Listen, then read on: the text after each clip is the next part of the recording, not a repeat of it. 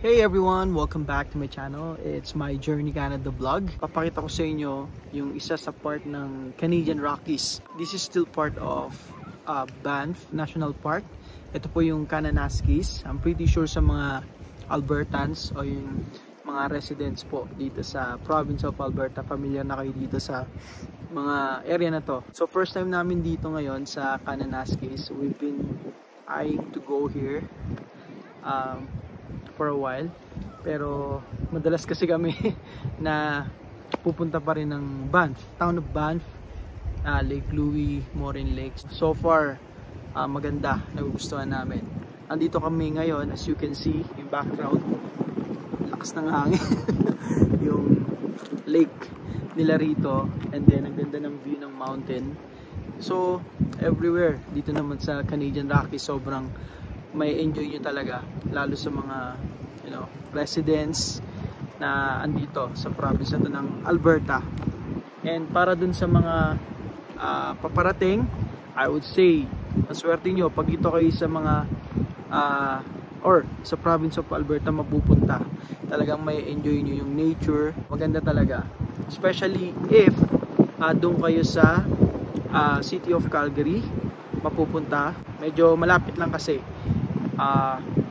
1.5 to 2 hours. It depends kung saan part ng Banff National Park or Canadian Rockies dito sa Alberta. Sorry, I'm not sure if you can hear me, pero malakas yung hangin. And then I'm gonna tour you around dito sa area na to. And then yeah, I don't know, it's new because mostly doon talaga kami nagpupunta sa Banff area, town of Banff. And ano pa ba yun? Last time yung ng May, andun kami sa Jasper. Sad to say, nagkaroon ng wildfire ngayon doon. And doon kami nagpunta sa Columbia Ice last May nitong 2024. And then yung skywalk kung saan may glass doon sa edge of mountain. Ang ganda ng view, sobra. And it so happen na late na kami natapos. Dapat pala that time, nung May nga, dumiretso na kami sa Jasper Town.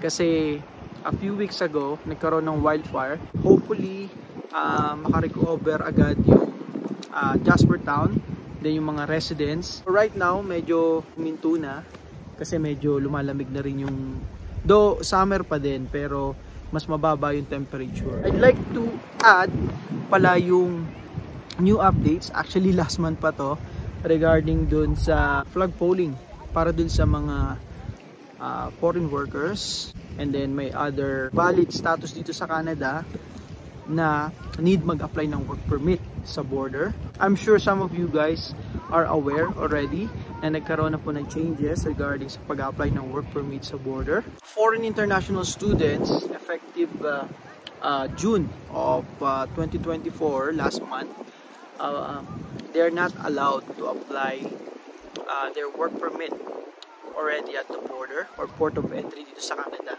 So ano nga ba yung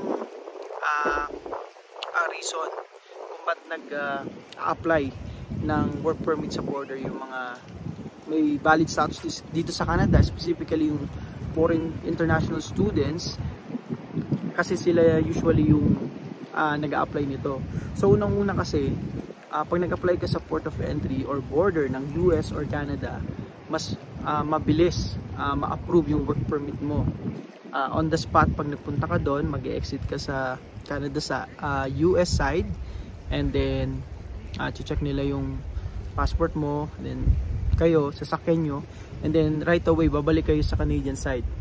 Tapos, that time, interviewing kayo sa Canadian side, and dala nyo yung mga required documents, and then if everything is okay, ma-approve ang kagad kayo ng work permit. Unlike if mag-apply kayo online,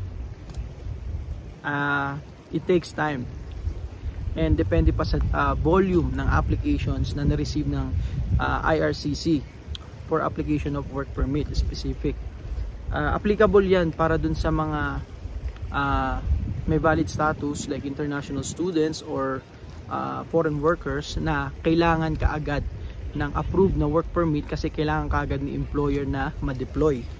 So yun yung reason kung bakit karamihan nag-a-apply sa border doing flagpoling.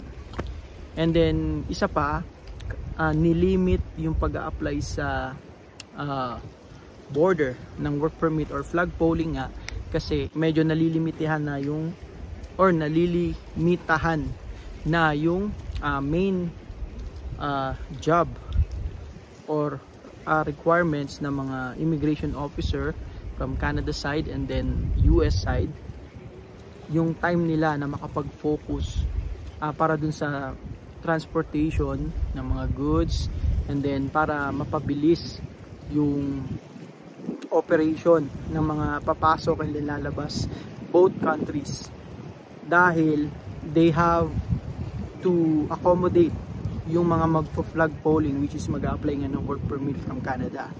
So yun, kailangan nilang gawin yun para maging mas effective yung services na gagawin nila sa mga tourists from Canada to US or vice versa. And then but still Canada appreciate and they acknowledge yung contribution talaga ng mga foreign nationals as student dito sa Canada. So but right now there's just really a number of applicants na nagpupunta sa border to do flag polling and makapag-apply ng work permit. So they have to do and mailimit yung application. Again, para dun sa mga mag-apply ng work permit and doing flag polling sa nearest port of entry, US border and Canada border.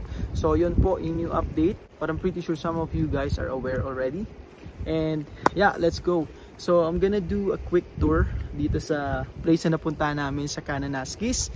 So let's go around and I'm so excited to share sa inyo yung view ng lakes and then mountains dito sa area ng Kananaskis.